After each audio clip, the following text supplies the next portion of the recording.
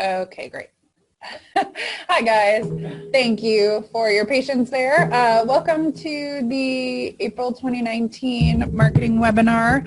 My name is Molly McCormick. I am the marketing manager here at Foster Web Marketing, for anyone who does not know me. And today we're going to talk about expanding into a new practice area. So this is really about focusing your marketing efforts on one practice area where you want to see more leads rather than your overall marketing strategy, because we tend to talk a lot about your overall marketing strategy, but today we're going to get kind of hyper focused. And just a little bit of housekeeping: if you have any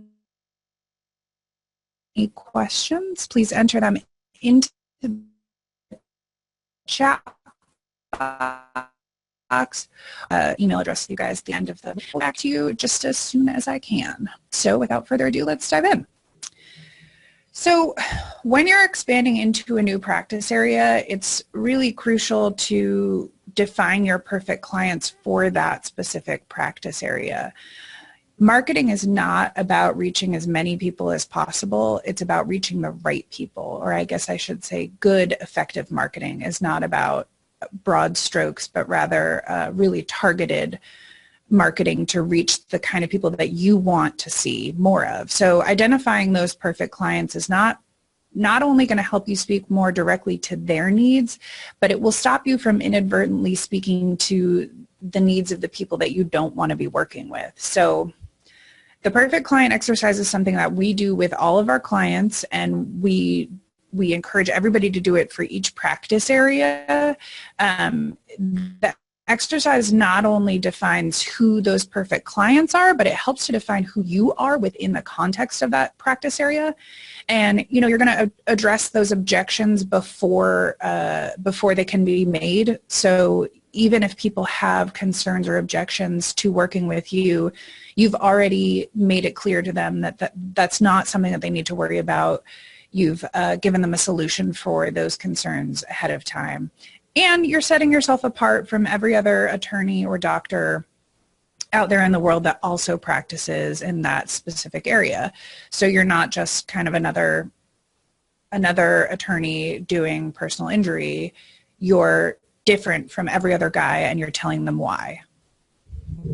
So I'm going to kind of breeze through the actual process of the perfect client exercise, but Connie is going to share this worksheet with you so that you guys can spend time on this after the webinar. I just want to move through this rather quickly so that we can get to the rest of the presentation here, but this is really a crucial piece, and it's very helpful, and I think you guys are going to find it to be really enlightening once you start going through this process.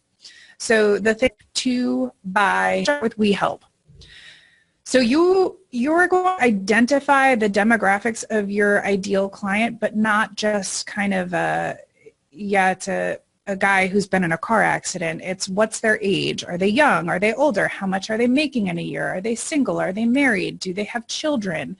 These are all things that address how somebody is going to receive information and how they communicate. It's going to tell you, where to advertise to them. Are they on Facebook pages for new dads, or are they on Facebook pages for, nightclubs in the area? Because their age and however many children they have in the household are going to affect those things.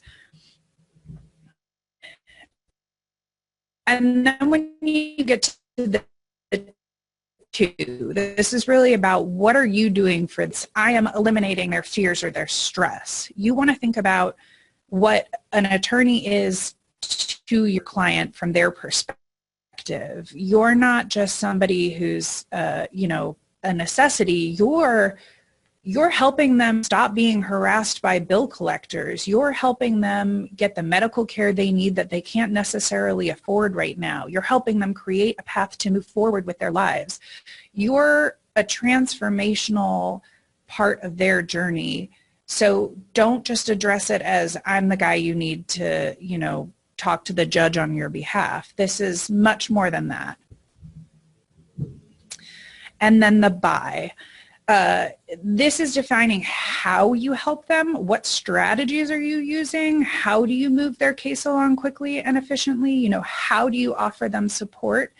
One of the, and I should mention, I've pulled these examples through the Perfect Client Exercise from some of our own client websites and some of the Perfect Client Exercises that they have gone through. So these are all things that people have said that are defining who they are as a law firm or a medical practice that makes them unique and different. It sets them apart in a way that, you know, they're not just any other doctor, they're not just any other lawyer, but they're also, you know, speaking through their own unique perspective.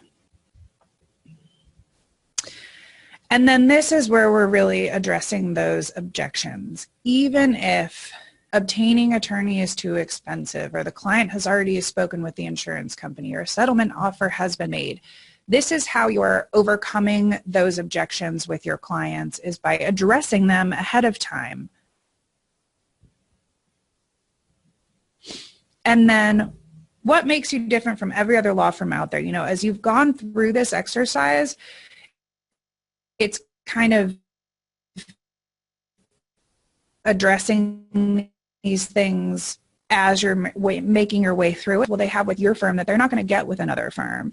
And we have a whole users group that goes through the Perfect Client Exercise. So if you're a Foster Web Marketing client, I highly suggest you check that out, because this stuff is really helpful for your marketing overall. And going through the whole thing top to bottom is really going to make a big difference for you. All right, so now we're really getting into the execution phase of your practice expansion strategy, and that really comes down to your content, because not everyone will be drawn to the same information, so you want to have a variety of content pieces to cover all the different ways your audience searches for and retains information. And you've just gone through this Perfect Client Exercise, so you can use that information that you've outlined to speak directly to your avatar that you've created through the Perfect Client Exercise. So you won't be able to explain all of the nuances with, you know, just a blog post, and that's why you want to give them information in these manageable chunks, and then you can link to the next piece of content that expands on those ideas. And that's why I've outlined here, you know, you've got blog posts, library articles, FAQs, and case results. So let's start by talking about blog posts. What's great about blog posts is that they can be a little bit more casual, they can be opinion focused, and they can really be focused for timely information. So for instance, we have one client that focuses on bus accidents, and when Tracy Morgan was involved in that bus accident a few years ago, they wrote about it in a blog post. Obviously, that piece of content is not going to stand the test of time. It drew a lot of traffic when that was still a hot topic, and the information is still accurate and informative today, so it's not hurting their long-term content strategy to have that there. And if somebody stumbles across that Tracy Morgan post, they recognize, like, okay, this person is staying relevant when things are relevant. On the other side of this, you have library articles, and these are going to be your long-term, more evergreen content pieces. So you would not want to create your library articles about those time-sensitive topics. These should be more informational, fact-based pieces of content, and I like to think of them as kind of like encyclopedic pieces of content, because they're really about facts and about hard evidence rather than opinion. They're typically more formal than a blog post, and they're going to be usually a longer format because you're including more detailed information. But it's also an opportunity to link to a blog post if you have something in your library article and you're like, and you know, we have thoughts and opinions on this, check out this to learn what we think. So frequently asked questions, or FAQs, as I have them here, these will actually serve search in the form of a question. And FAQs are just plain helpful because they're usually pieces of content that get straight to the point. So I usually want a very interesting, and if you're like me, you're probably going to be drawn to these types of content. And of course, this is another opportunity to link to that more detailed information, since the short, quick answers usually lead to more questions, and they usually require more background information. So FAQs are a great way to keep people on your site longer and prove that you are an expert in your field. And then finally, case results. So these are really going to be your most compelling pieces of content to draw people to a new practice area. But obviously that comes with some challenges, because if you haven't been in this practice area for very long, it's going to be tough to create case results specifically for it. So what you can do is add these to your site as you start to work with more clients in the area, or you can add related case results that are still really going to paint the story of the client's journey. Even if it's not exactly specific to the new practice area, it's still going to highlight your empathy, your abilities, and your exceptional services by showcasing this case result and categorizing it under the new practice area. Just be being honest about the way you do that, which I'm sure you all will be, but I would be remiss if I didn't. Supporting content that's driving traffic to your site, and I should mention, you obviously need to promote this content too, so email it out to your clients or to your entire list, share it on social media, put the content on your website and then promote it. And then you're going to turn that traffic into leads with a free online offer. This is the big one. This is where you're going to generate the warm leads, which are people who are in need of your services, but they're not quite ready to commit yet. So the offer gives you the ability to continue to market directly to those leads so that when they are ready to commit, they know exactly where to go. And I promise that it's necessary to continue marketing to them. You can't just assume that the person's going to remember who you are because they read a post from your website one time and it was so fantastic and helpful. You've got to continue that relationship with them. So the free offer shows your leads that you really know your stuff because you literally wrote the book on the topic. So it's a trust signal to your prospects. It also allows you to educate them, which is awesome for two real reasons. One being that people will know what to expect when they become a client, and you don't necessarily have to explain the whole process from the ground up. You don't have to kind of walk them through everything top to bottom. They have an idea of what they're in for. And the second reason is that they realize that they can't handle this on their own.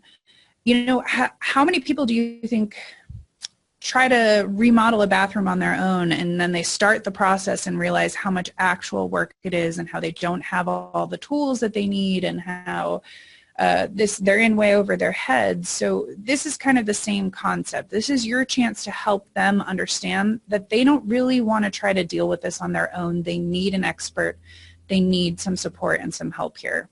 And then, of course, like I mentioned, you can market directly to these people with a follow-up campaign. And let me say, the money is in the follow-up. I have seen a lot of excellent online offers or conversion elements that have no follow-up campaign, which is a total travesty because this is where your leads are becoming clients.